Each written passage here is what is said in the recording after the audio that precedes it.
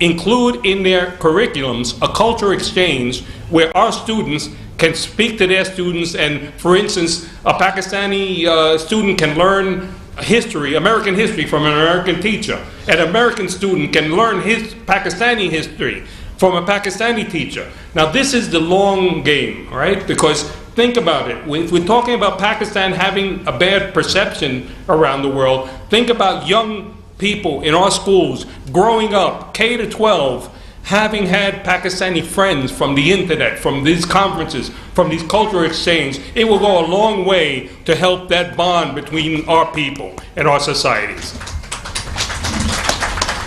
Again, we have worked hard to do this. There are many other areas. You know, you have a lot of, we haven't reached agreement on this one yet, but there are a lot of Pakistani Americans who worked their whole life and now they're starting to immigrate back to retire to their country.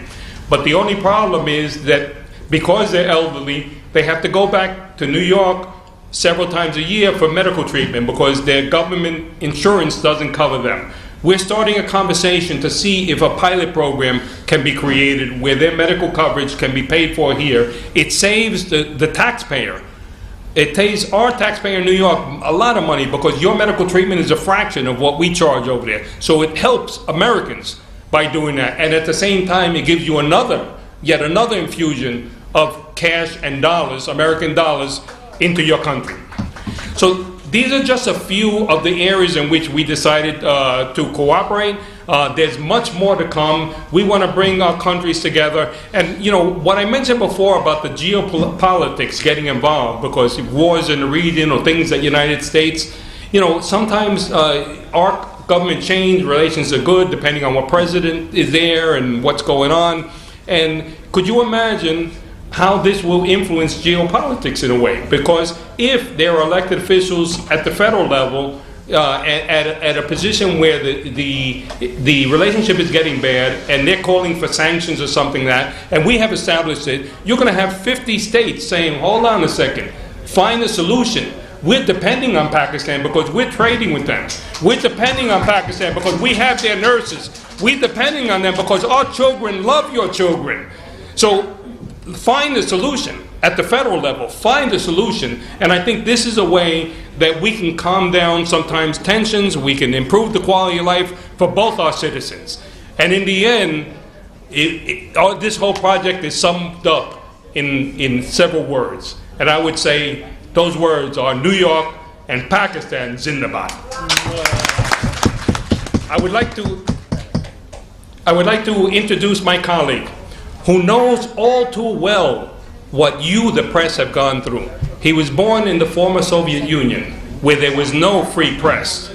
A man who overcame that, came to the United States, came out of communism with no free press, came to our country, rose through the ranks to the top of the assembly, and is now a legislator creating policy for New York. And that is my friend and colleague, a Republican, and I am a Democrat. We're from two different parties, but we're together when it comes to helping Pakistan and helping our state. Assemblyman Alec Brooke-Krasky. Good evening. First of all, thank you so very much for such a... I can do without the mic. Okay. Thank you so very much for so wonderful, wonderful reception. Thank you, Christian. Christian, without you, I wouldn't be able to talk about it.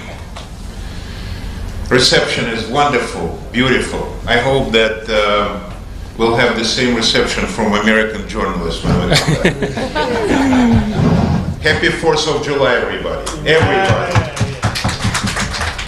Because yes, America is a beacon of freedom, but, and I have to talk to you like a person who's been having a different experiences in this life, including experience of living in the former Soviet Union for about 30 years. For 35 years, I'm in America, for more than 35.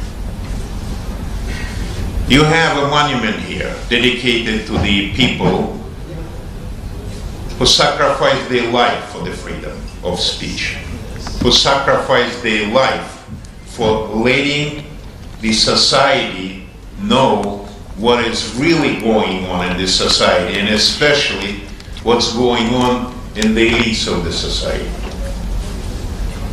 Because in the Soviet Union, we had a situation where the society, the average person, wouldn't even know what's going on.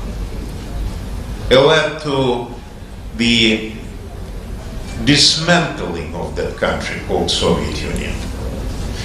And yes, today, again, without going into details, I can tell you that in the Russian Federation, there is not much of a freedom of a press right now. And yes, there are some people who are sacrificing their lives in order for the society to know what is really going on. So the role of a press in this society is absolutely crucial. And what you're doing in your capacities as a journalist is extremely important, not only to Pakistan, but it's important for the rest of the world. So I want you to put your hands together for yourself. Because what you're doing, sometimes I know you work 24 hours, you're sacrificing. I want you to be alive and healthy for another 100 years, but sometimes some people even sacrifice their lives for the freedom of press. So what you're doing is extremely important. Let me tell you why I'm here in Pakistan. First of all, it's my honor to be a part of this delegation, because it's the first Russian-speaking elected official in the United States. I've been participating in many different delegations in many parts of the world. This delegation is going to deliver tangible results. It's not going to be just a symbolic conversations between the people and the government. It's going to be a delegation that will achieve tangible results. Now, those tangible results will be very important, not only for Pakistan and not only for the United States, but the whole situation in the world. Because today, you know better than me, you're writing about it, we have a lot of problems around the world. We have a lot of situations where people just cannot understand each other. They have a lack of communication. Why? That's a different conversation. But this delegation is speaking a very understandable language. We're all ambassadors of peace, and we're all ambassadors of deliverance, something tangible that we want to bring to Pakistan and to the United States. I have a personal interest in this because I'm representing the biggest Pakistani American community in any district in the United States. We call it Little Pakistan. So by 20%, because elected officials, they are what their districts are about. By 20%, I'm a Pakistani. And that's the only way I can represent this community in a democratic society and be trustful. We have a great Pakistani American community in the United States of America. And when people here or there are talking about perception of Pakistan, I honestly don't understand why. Honestly, from the bottom of my heart. Because when I'm talking to the Pakistani Americans in my district, when I'm talking to Pakistani people in this country, I see people always with a great smile. And what do they do when you're meeting them first? They're putting their hand on their heart.